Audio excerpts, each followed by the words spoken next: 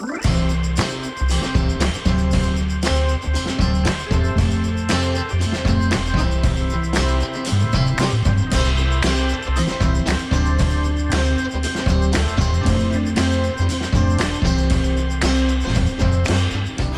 roomies. Welcome to We Used to Live Together. I'm Hannah. I'm Kris. And we used to live together. Does that bit ever get old? No.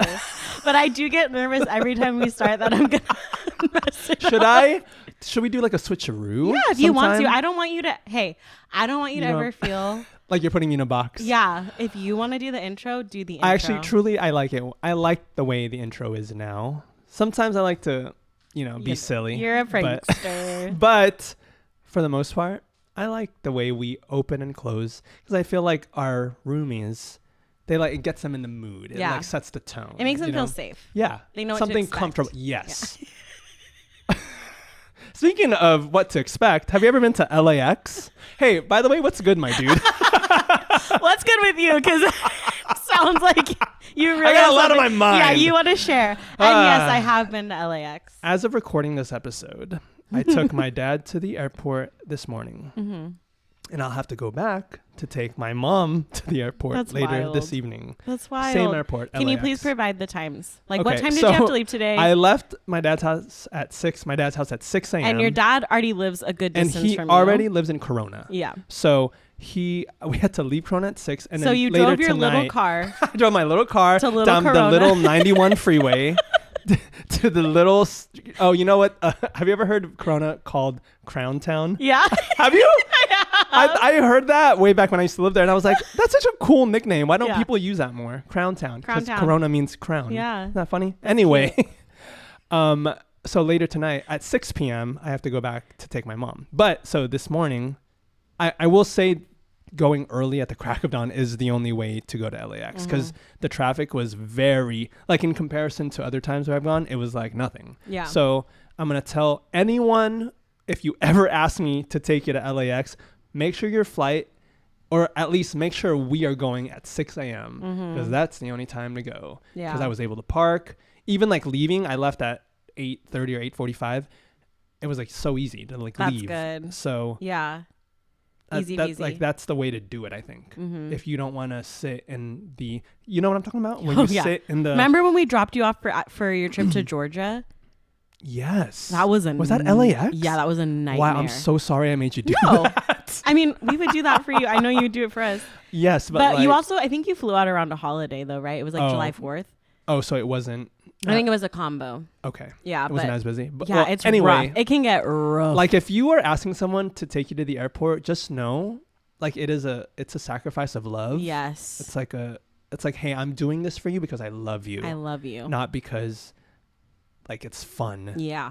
For me. I cannot believe you have to go back. No, that's the worst. So you have to leave at 6 tonight, or you have to be there by 6? No. We're gonna leave at 6. Okay. So earlier this morning we left at 6 a.m. and then later tonight I'm gonna leave at 12-hour shift. 12-hour shift, baby.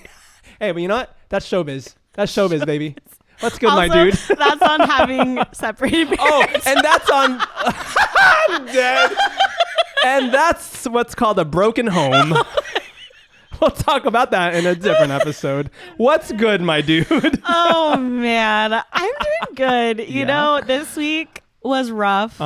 Tiring. But it was because I had such a fun-filled weekend. What did you do? So it was our friend Mander's birthday. Yes. We did a lot of celebrating. Okay. We got to go to Disney. Ooh, we love Disney. Which is so fun. We love going to Disney for free. We do. Thank you, Manders. Thank you, Manders. Yeah. And you know what? She took us to a new parking location. Okay. So we parked in like the Toy Story lot. Is it closer? Where you take the shuttle there. So the walk back was not as bad. I was going to ask. Okay, so it wasn't that bad. Yeah, it was really fun. And it made me laugh because, well, it was kind of packed. So we didn't go on too many rides. I think we only actually went on one ride. But which ride? The Spider-Man ride. Because our other roommate, John, hadn't been on it. Yeah. But I was laughing because it's just funny how people react on rides. Go on. So I'm a screamer. Are you? I'm very vocal. Like full on screaming? Yeah, I'm a vocal rider. Yikes. Go on. You know, like to scream, laugh, all right. of the above. Uh-huh. And I was sitting next to Lorenzo on this ride. Yes. Wait, remind me, the Spider-Man ride? So it's like one of those rides where it's like the Toy Story ride where you're Oh, playing that's the game, right. Yeah, but you're yeah, like yeah, going yeah. like this. Okay, I remember. It's like an arm workout. Yes. Truly. Yes. And I realized like Lorenzo's a giggler When he's on rides? Like and you've sat next to him on roller coasters. I have. He'll be like, he is. It's weird when you're on Space Mountain with him because Yeah. it's dark. You can't see anything. All you hear is the giggles. So it's like, what's happening on your side of the? He's having the best time. And I don't know what you are like on a roller coaster. I think you do.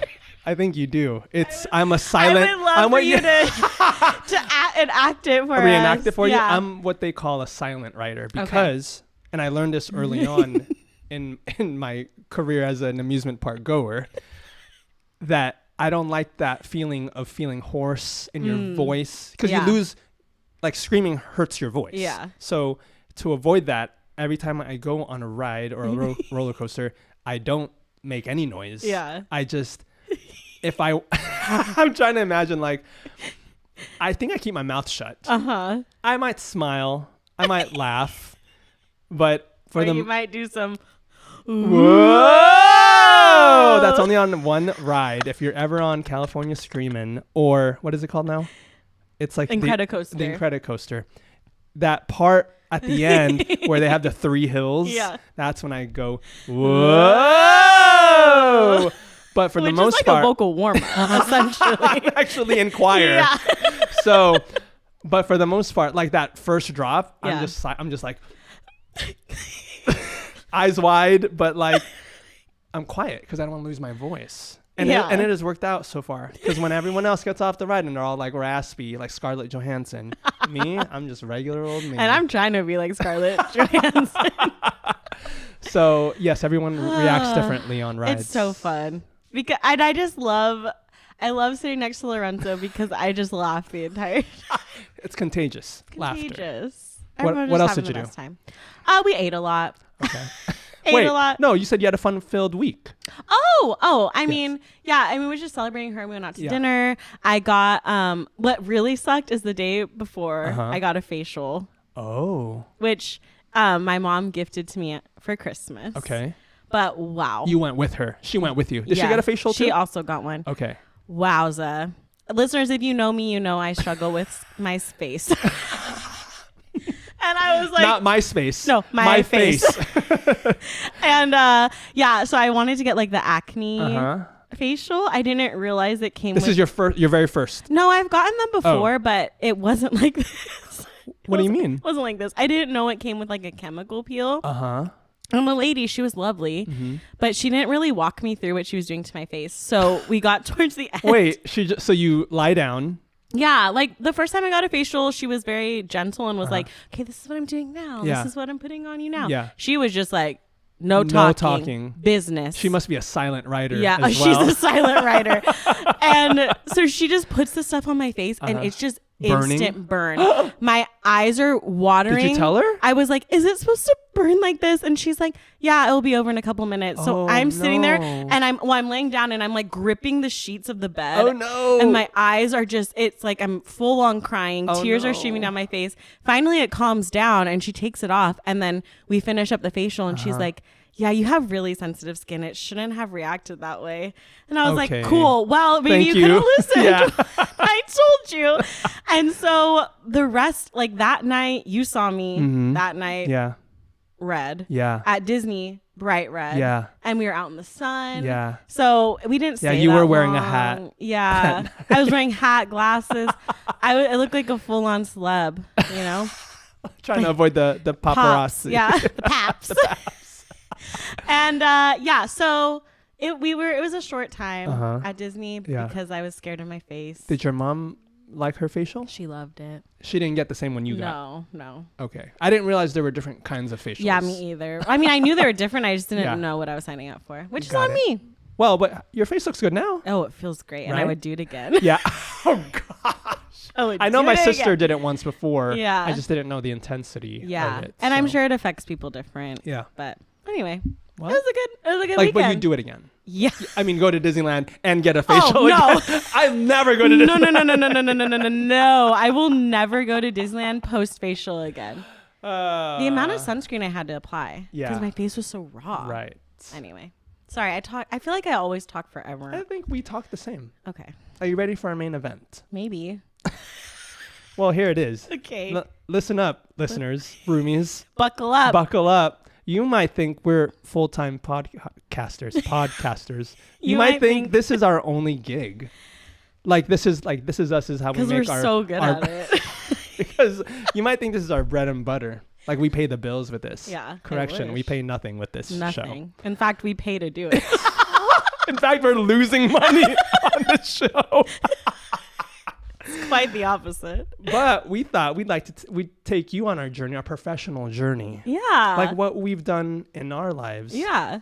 With our past jobs. Yes, because we're roomies, and that's what roomies talk about. That's what roomies talk about.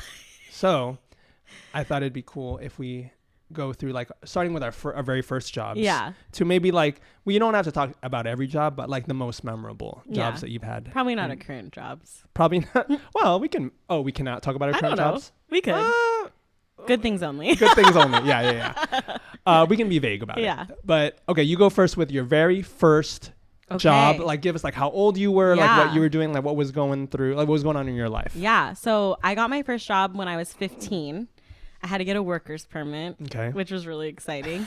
But it was at a summer camp. Okay. My uncle was the director. Mm-hmm. It's called Rowdy Ridge. Rowdy Ridge. Shout out to all my Rowdy Ridgers that shout listen.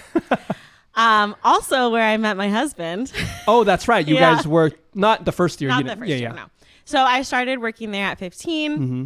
And it was just the best job. What would you do? What was the job description? I was a full-time camp counselor, so I was in charge. At 15? Yeah. Oh, because it's little kids. Yeah, little kids. I was with the littles. They were called the Squirrel Cabin. And they were anywhere from 4 to 7. Oh, little. Yeah. I didn't realize. Okay. And so it was an overnight camp, and these families, it was actually the loveliest camp ever. Yeah. It was women and children who have been affected by domestic abuse. So they would come up as a family, and the moms would kind of do their own thing that week of healing, working through stuff. Oh. And while they're going through that, we would take the kids, that's nice, lead them through activities, but then we would do joint activities where they can bond as a family. Okay. But so I was working specifically with the youngest girls, and summer camp is just the best. Yeah. If I could, I would still be I never went to summer camp. I would still be working there if I could.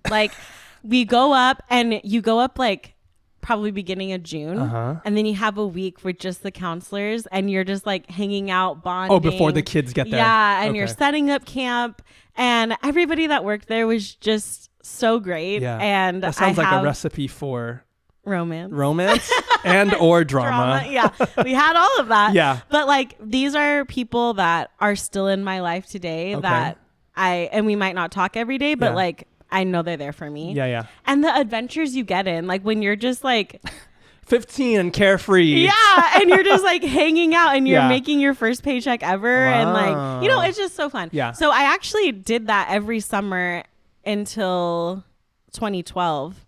Okay. So I don't know how old I was then. Maybe 19. Okay. Until I was 19. Okay. So about 4 years. Yeah. 4 summers. And then the camp shut down, which was really sad. But I ended up meeting my husband there. How old were you when you met? 16. 17. 2011 is when I met Lorenzo. Okay. And he was working at the camp. That was his first year? That was his first year. Working. Okay. And let me just tell you, camp goggles are real. Yikes.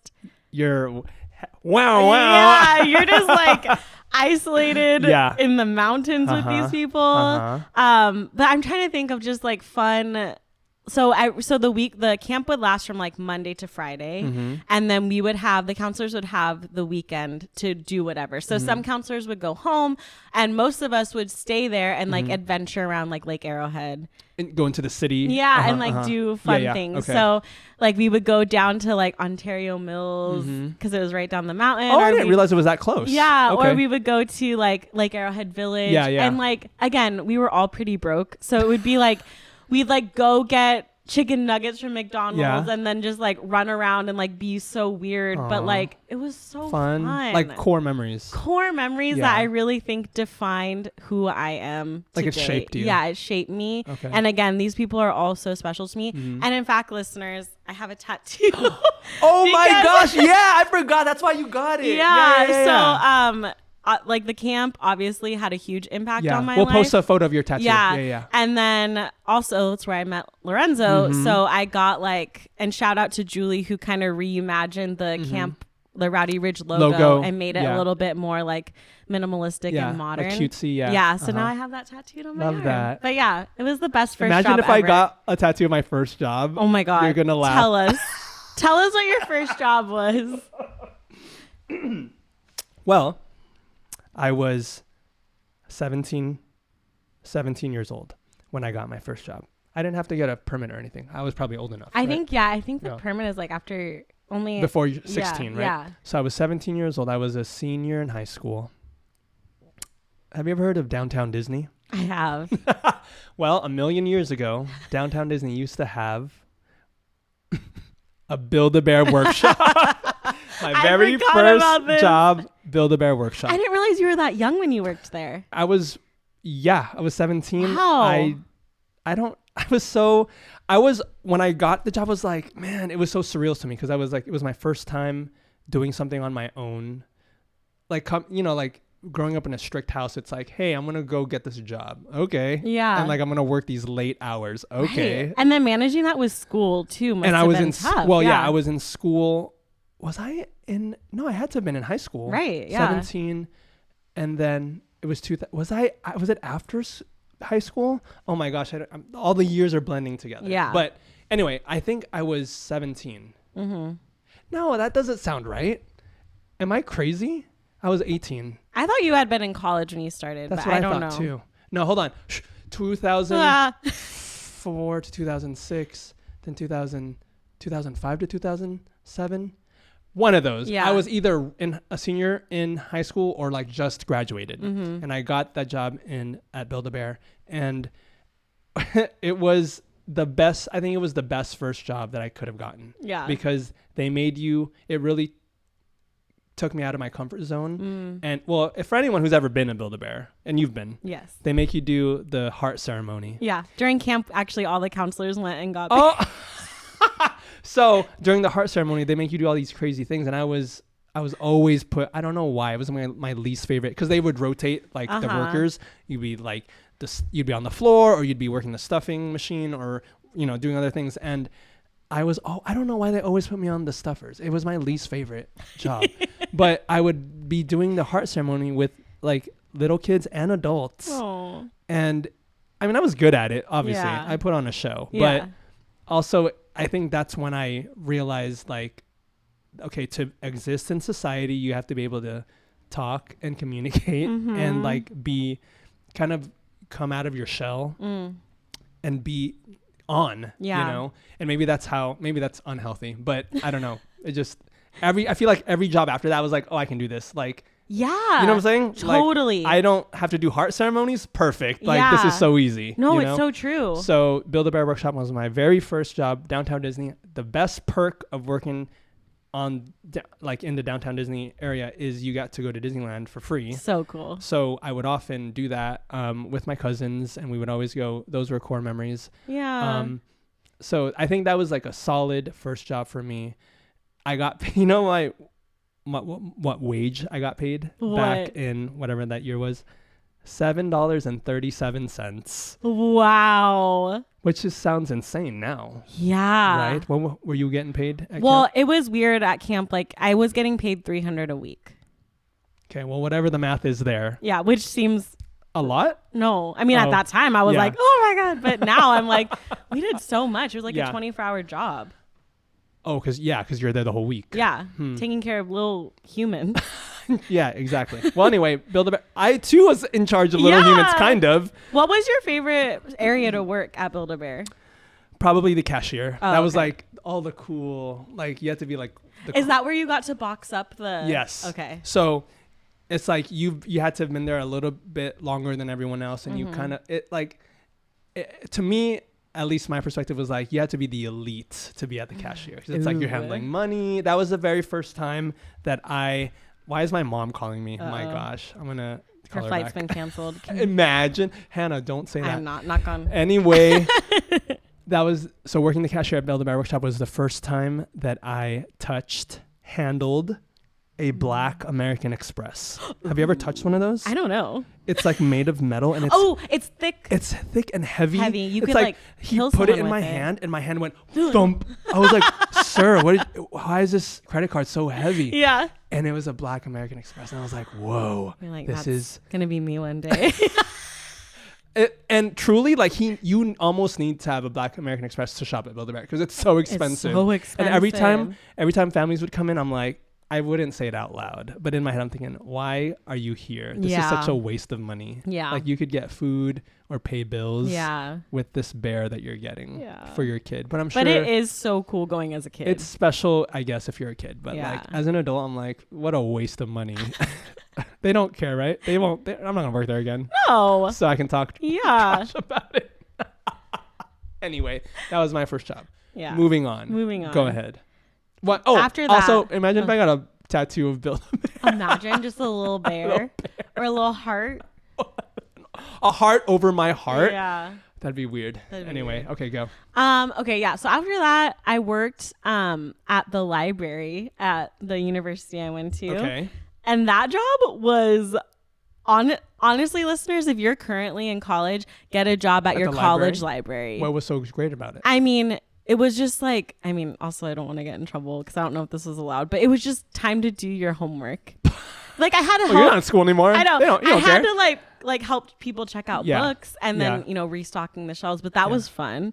And then it was just but it's mainly shift. You studying and doing homework. I got all my stuff done at the library and you have all your resources there. Oh, that's true. I went all the books to are there. a private Christian college and so when we had to write like our theology papers, I had everything right there. It was so good. Yeah. Like the most ideal. And at that job, I was making $9 an hour. Whoa. Yeah. More than I was making at Build-A-Bear. But that was like 2015. So I don't know. But yeah, so that was a really fun job. And you just messed around with all your coworkers? Oh, yeah. In the library? And Lorenzo worked there too. Man, are you guys in love or what? I don't know. My gosh. How long did you work at that job? Oh, just while you were in college. Yeah, I think I worked there for maybe 3 years. Mm-hmm. 3 of my... And you don't regret that job? No. Like that was a good job for you? It was such a good job. And it helped you out with your studies and whatnot? Yeah, highly recommend working at the library. Well, literally my second job, and also probably my most memorable job. Have you ever worked in the food industry? I have. Have you? That's going to be my most memorable job. Okay. Well, my most memorable job was my second job after I quit.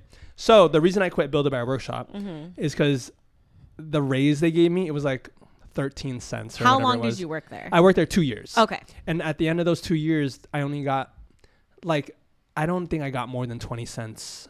Like in total, like the raises. Just don't give me a raise. It's like, don't give me anything at all. Yeah. You know? And I was like, you know what? I can probably find something better. And so I thought I did. Looking back, it probably wasn't all that much more. But my second job was, should we say it together? Yeah. 1, 2, 3. Mimi's Cafe.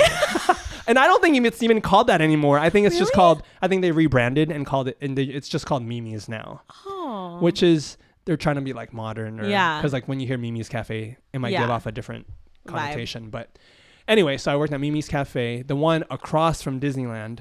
On Harbor. So you got a lot of foot traffic? Or we got a lot of foot traffic, but if I could go back, I would not work anywhere near tourist spots. Because tourists don't know how to tip.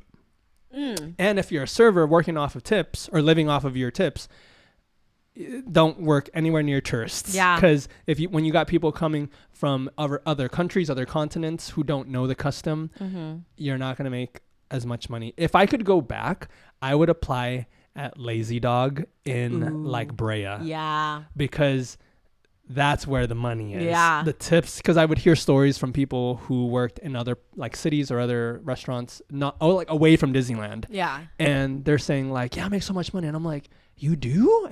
Do I suck as well, let's not get into that. But I felt like I was a really good server. Like I was very attentive. And did I tell you I served, what's his name from American Idol? And he signed the receipt for you? Yes, from American Idol. Lee DeWise. No. Kris. No. I don't know. He was the guy. Someone out there knows. But no, he wasn't. He was a contestant. Chris Allen. No, he was Chris he was a rocker. He was a rocker. David Cook. How did you know that? Our producer coming in hot. Our with producer's an American Idol stan. Oh, well. Justice. Yeah, for them. Justice for David. David Cook. He came in one time. Yeah. And I served his table. Was he nice? He was okay. He was neutral, but he left 100% tip. That's really like sweet. He tipped the exact amount of what the bill was, which I was like, wow. What did you think when you saw it? I saw it and I was like, whoa, this is gonna be me one day. It's gonna be like that scene in La La Land where she goes back to the cafe. Yeah. Anyway, so Mimi's Cafe in general was like, I worked there for 7 years. That's insane. 7 years I worked there. I didn't want to, but that's just all I had back then, you know? So it started while you were in college? Yeah, that was in college for sure. So shout out Cal State Fullerton. Yeah. Home of the Titans. So I was there. I finished college and I still worked there. Foolishly. Like if I could go back, I don't think I would have worked there as long as I did. I think I would have gotten like a jump start on like an actual career. But that being said, the service industry I think is so fun to work in. Like sometimes I do miss being a server just because of like the flexibility of hours, and you just like mess around with all your server buddies, not in like a health code violation kind of way, just like you just have fun with all your, you know, like camp. Like camp. It's like basically camp with the drama and the romance and whatever. Yeah. And just like, I don't know, for me, I always got goosebumps when am I being No, I love it. I always got goosebumps when I did a really good job serving a table and they leave and they say thank you and they leave a good tip and it's like, wow, I did that. Yeah. Like I made their night, you know? That's true. So, but I've also gotten some really bad customers. Yeah. I think I told you about that time so I don't know why, but during this one shift, my eye was twitching like crazy. I don't know if it was like a reaction or something, but like one of my eyes was twitching real bad. And so I was serving tables that way. And one table, it was a couple. It was like a guy and a girl. And at the end, on the receipt, first of all, they didn't tip me. And then on the receipt, the guy goes, "Stop winking at people. It's like creepy." And I was like, "Sir, I wasn't winking at you or your girl. My eye was twitching." Oh my gosh.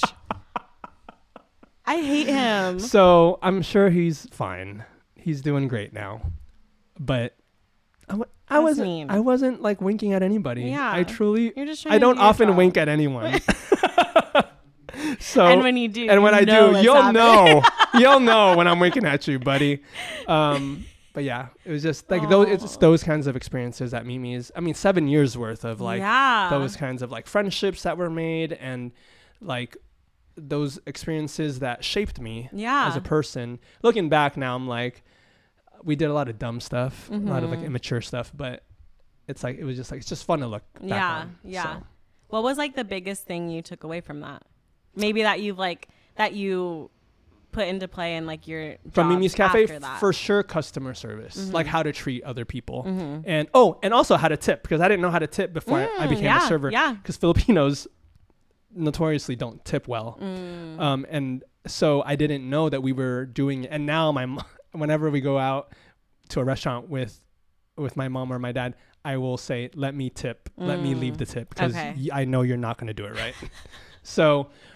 And now whenever I go to a restaurant, I'm always so like forgiving of servers, and I'll tip like extra, you know, sometimes. And it's like, I don't get bothered at restaurants now because I know how it is. Yeah. And so I know, like, that's one thing I learned is like how to treat service industry people, how to interact with different types of people, because you're serving tourists and you're serving kids, adults, you're serving all kinds of folks. And so I think it just contributed to my ability to socialize in like a public setting. Yeah. So I think those were And not to mention the free food. Oh, I used to take home pot pies almost every night. That's amazing. Because we'd always have leftover pot pies. That's incredible. And if you've ever had a pot pie at Mimi's Cafe, you know. So I also worked in the... did I know this? Yes. Oh, I'm so sorry. Yes, I did know that. I did. So when I graduated college, I started working at Chick-fil-A. Mm-hmm. But it was really weird because I immediately, I had never worked in the food industry, and I immediately was placed as a director at this restaurant. Ladies and gentlemen, Hannah was hired on as the marketing director at a Chick-fil-A franchise in Brea. Shout out. And if you don't know what that means, let's just say she was one of the elites. I was. She had people reporting to her. I did. I had a team reporting to me. Yeah. The pay jump. Oh, from the the library to... I was making $8 at the library to $16.50 as a director. Double? More than double. Yeah. My goodness. As a director at Chick-fil-A. Yeah. And it was wild because I'd never managed people, never been in a food industry. How old were you at this point? I mean, probably 20, 21. Okay. I did not realize how stressful the food industry is. Yeah. And on top of that, you were in leadership. Yes, so, it was wild. Yeah. But it was such a good experience and it's just so much fun because I don't want to sound conceited, but I was really good at it. And I knew everybody, everybody, I mean, at least I think everybody liked me and trusted me. Right. I was in charge of the catering side of it. So a big part of my job was going to fairs and different events. Going to events, trying to get catering, companies to cater with us. And that was when I realized oh, you're really good with people. You have a really good gift. It's a gift to build relationships with people. And that was something I hadn't realized, networking and all of that. Yeah. So I just had a really good time there and I really didn't want to leave. How long were you there? I was there for, I think, 2 to 3 years. I really didn't want to leave, but, things happened and Lorenzo's going through his credential program and I had to get a better paying job. Yeah. But it was really sad to leave. And the owner was just such a great human and I learned a lot from him. And my biggest takeaway, besides oh, I'm good at talking to people. It was it's okay to make mistakes. Just take ownership of those mistakes. And have integrity because the owner created such a safe space for mistakes to be made and then also how to learn from them. Wow. That sounds like a very healthy workplace. It was incredible. I had never experienced that before and guys, I made a really big mistake. Are you going to tell the story? Yeah. Please. This is my favorite, past job story. So we used to, if you're in the Orange County area, I'm sure you've heard of the Fish Fest, which is a Christian music festival. And they had Chick-fil-A cater the VIP tent. And so we did it every year and it was always super stressful. It's really hard on the kitchen because they have to make 2,000 sandwiches. And then it's stressful for our team because we have to go set everything up, make sure all these VIP people are taken care of. And a lot of time gets put into the logistics of it. Making sure enough people are scheduled to execute. And there a lot goes into it. So we start preparing for it a month in advance. Mind you, at the same time, I was planning my wedding the last year I did it. And so let the folks know too that Lorenzo worked. Oh yeah. At the same Chick-fil-A. I got Lorenzo hired in the kitchen. He was a kitchen manager. Yikes. Yeah. Nepo baby. I know. Everybody knew that we were, obviously.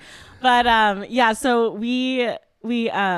so we were planning. I had a lot going on that season, but we started planning. We had everything lined up perfect. I had the kitchen staff. Lorenzo was working that night of the event to execute. Yes. I had my whole event team, which was probably 5 people going with me. We were loading up the cars. Yeah. I have my team in my car and I'm going over the game plan. I'm okay, this is what you're doing, you're doing. And then as soon as we park, we're going to set everything up. And then the kitchen was on a delivery schedule. So they were going to there was a driver at the kitchen who was going to be dropping these off in shifts kind of. They were staggering. Delivery. Yeah. And so we were set. Okay. Like it was perfection. Okay. So we're getting closer to the You're driving to the venue. the venue. Yeah. And I'm like, I say out loud, like, this is weird. Like I know we're early, but there's no traffic. And so had the kitchen already started making? Oh yeah. They were already going. Yes. Like the kitchen's it's already 2,000 sandwiches. Like they had already probably been close to 1,000 sandwiches were being made. Okay. And so we're getting You get to the venue. We're pulling into the venue. Yeah. And I see this sign and it's like Fish Fest, June 11th. And I was like, oh fuck. Oh it's no. June 10th. You were a day early. Like we had planned everything for June 10th and the event was June 11th. So you were a day early. A day early. There's 1,000 sandwiches that have already been made. Yeah. So you immediately. I cry a little. I immediately call the kitchen and I'm like, stop making whatever you're doing. Drop stop it. Yeah. I was like, we made a mistake. All you need to know now is like, put these sandwiches in catering bags. We're heading back. Yeah. And the whole ride, I'm like, I'm trying to, on the outside, I'm fine. Yeah. I'm cool as a cucumber Yeah. because I have my team in my Right. car. Inside, I'm like, I'm getting fired. Yep. This is such a waste of money. Yeah. And I'm trying to think, okay, what can I do to Salvage this. Yeah, make use of what we have. Yeah. So in my mind, I'm like, okay, I have all these people working on the clock. Let's just take those sandwiches, drop them off at local businesses and try to get some catering out of it. Okay. So we got back. I like put together like baskets of sandwiches with our catering menus and we just went and we dropped them off. Local businesses. And everybody was thrilled. So I had all of my event team go and then the owner came in because he had heard. Oh no. Also guys, Lorenzo was the kitchen manager and he was pissed. He was pissed at you. He was like, what do you mean? I just made 1,000 sandwiches with my crew. He was so and this was like how amazing that the owner was. I just sat down with him and I was like, yo, this was completely on me. Like was it truly? Truly. Like it was you missed the date. You just yeah, you it put the was wrong just date. completely my oversight. Yeah, somebody could have double checked my work, but he trusted me with this. Yeah. So he trusted that I was going to do it right. Yeah. And he was just but I was like, I did this, I made this mistake, but here's how I'm fixing it. Yeah. We dropped it off at 10 businesses, whatever. And he was like, that was so smart. And you know what? It's just chicken. It's just chicken. It's just chicken. What a gracious way to approach that. Yeah. And so we ended up getting a lot of catering business from that. Oh, nice. And it was all fine. And you know what? It was a dress rehearsal for the following day. Except what sucked even more is the following day was my bridal. The actual day. Yeah, it was my bridal shower. Oh, no. So I couldn't even be there. So they had to execute it all without me, and they did. And they did. Yeah. Well, because they had practice. Yeah, they all had before. practice. But it was the most embarrassing thing. Wow. But it was such a good lesson because it's like, it's okay to make mistakes. You just, instead of blaming others, just take the 100% responsibility. Totally. And move on. And if you can, find a solution. Well, like you did. Yeah. You know, to kind of salvage the situation. Yeah. And even so we had more sandwiches and the kitchen people were stoked because they're like, I'm going to take this chicken and make enchiladas at home. So we turned it into a little cute competition. Like what did you do with this leftover chicken? So, and then I had brought in a lot of treats for the kitchen staff to apologize. Yeah. But they all loved me. Yeah. So. Well, yikes. Anyway, that was a very formative. It's a core memory for you. Yeah. You'll never forget that. No. And I try to apply those lessons. Like customer service is huge. How to interact with people is huge. Yes. And also that ownership lesson. I've tried to apply it even in relationships. Totally. I think you and I may have learned similar lessons. Well, yeah, because it's such a niche. The food industry. Yes, totally. Yeah, and you don't know until you know. And I always say every person should be forced to work at least a year in the food industry, just so you know what it's like working in that field. You don't think about it because it's I'm just gonna go through the drive-through or go whatever. We eat out almost every day, so it's you don't know, you're not thinking about it, but these people are working hard. Yeah. And these are real people with real lives. Yes. And they're going through, I can't count the number of times where I'm taking an order, but in the back of my mind, I'm like, oh man, I got to study for my final. Totally. I got to I'm short on rent, it's all these things going through your mind. but on the front you're like, you have to put on like that face. super salad. Yeah. Like, what would you want, like a refill? You know, it's like that sort of thing. Right. So I think if you have the opportunity to work in the food industry, do it, because you'll learn the lessons you'll learn, I think, are very valuable. Yeah. And you'll learn how to interact with other humans. Yeah. Right? Am I? Totally. Yeah, So. for sure. It was, and it's just, yeah, you don't realize, like, you see the like a long drive through and you're annoyed, but you don't realize inside the kitchen is a madhouse. The kitchen is just working their asses off. It's insane to see. And yeah, it's definitely made me more appreciative. More compassionate. Yeah. Yeah. So. I don't think I have any more. Those two are probably my most memorable. Do I have another one that you can think of? No, I mean, your two. current. My current job. I mean, now we have like real jobs. Yeah. Like working 9 to 5, as Dolly would say. Yeah. Exactly. Working 9 to 5. Did you have any other jobs you want to talk about? I mean, I was like an admissions counselor, which was trash job. Trash job. Should we talk about bad trash jobs? I have a lot of trash jobs. I haven't actually had that many jobs, and of the ones that I've had, they've mostly been positive experiences. And the job that I have now is the best job I've ever had. It's a government job. So hey, if you can get a government job, do it. Yeah, I've had trash jobs, toxic jobs. Yeah. I mean, you lived with me while I was at probably the most toxic environment I've ever. It was weird seeing it in real time, because it was like I saw like a gradual deterioration of your soul. Like your soul was like slowly dying, until one day you're just like, I can't do this anymore. I literally quit. You quit. Yeah. I won't say the name. No, don't. But the environment at this job was so horrible. The CEO, super sexist, super racist, all of the above. And we worked in this warehouse that was frigid, so cold, an ice box. Listeners, I had to be at work at 6 a.m. We worked 6 a.m. to 2:30. I'd wear a beanie, a scarf. That's the image that's in my mind. You like typing on an igloo, or in an igloo with your gloves, with your fingerless gloves. I bought fingerless gloves so you could type. I had a snow jacket, like 2 pairs of leggings, socks. It was insane. Because the building was not insulated. And they didn't turn on the heater. No. I don't even think we had a heater.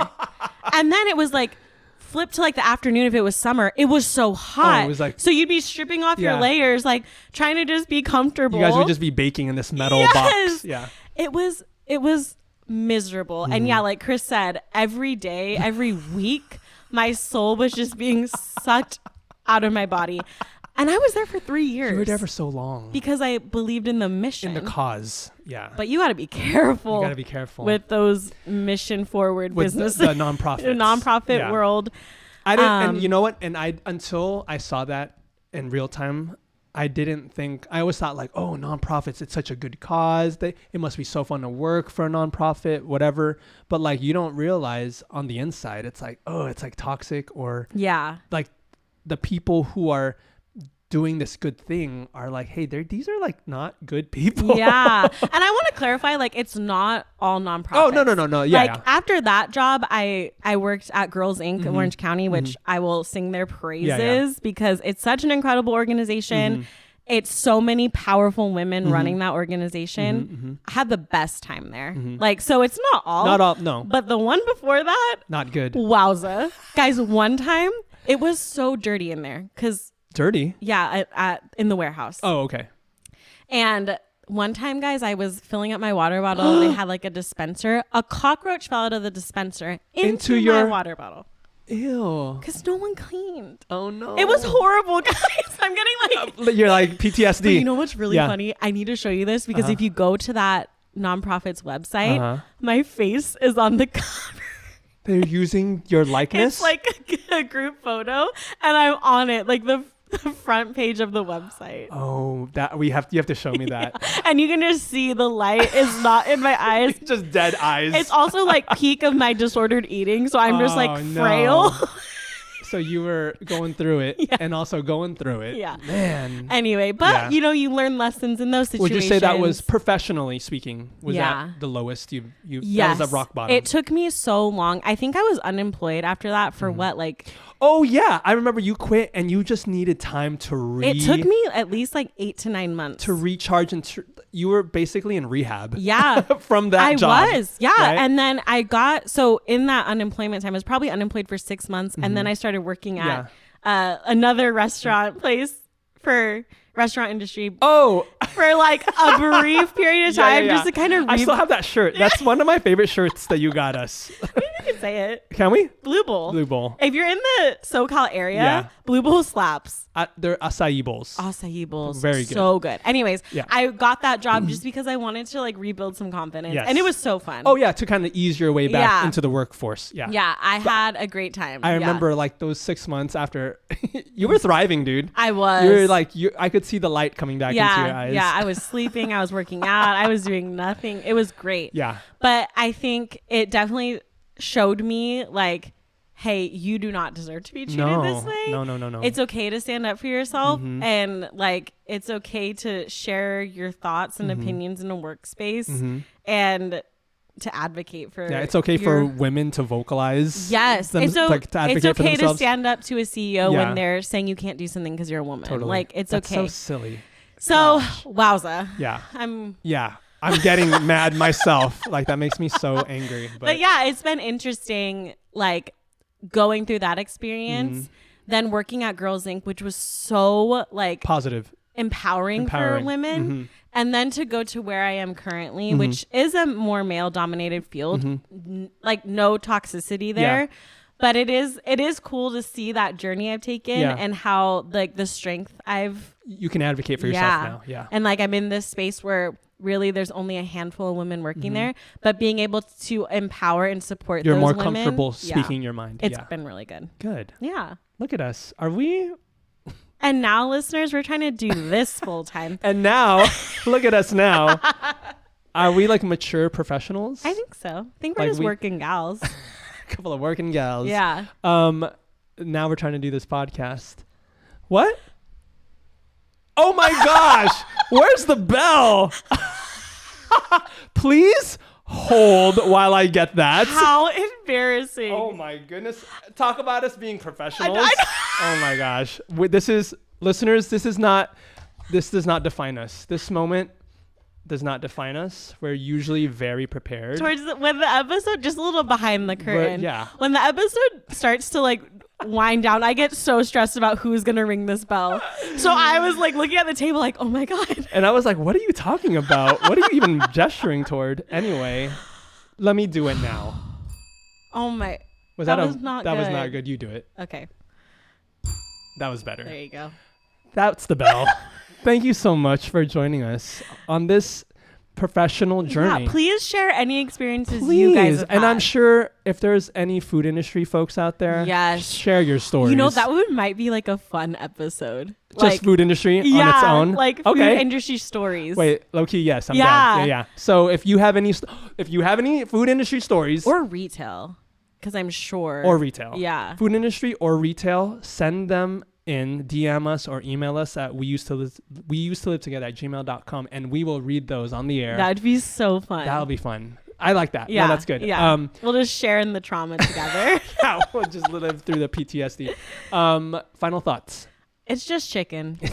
Dude, that's the best Guys, quote. At the end of the day, best quote. It's just chicken. At the end of the day, it's just chicken. It goes back to my ick of like taking life too seriously. Yeah. It's like, don't. It's just chicken. Honestly, Lorenzo and I say that to each other on a regular basis, and we mean it sincerely. We need to incorporate that. Yeah. Because when you're going through it, and you're having a tough time, you hit rock bottom. Hey, it's just chicken. Like we always say, it's just chicken. Okay, well, it's been real. It's been fun. It's been real fun. Bye.